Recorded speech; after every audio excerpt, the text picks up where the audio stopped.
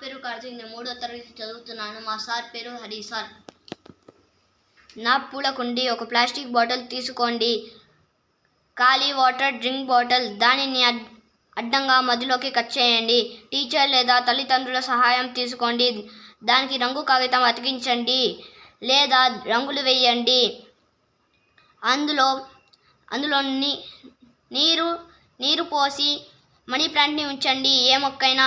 మీ పూల కుండి సిద్ధంగా ఉంది. ప్రతివారం దానిలో నీటిని మార్చండి, లేదంటే దానిలో దోమలు పెరుగుతాయి.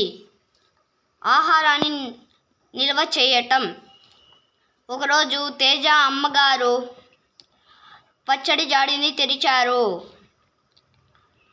ఆ పచ్చడిపై తెల్లని పొర ఏర్పడి ఉండడం చూశారు.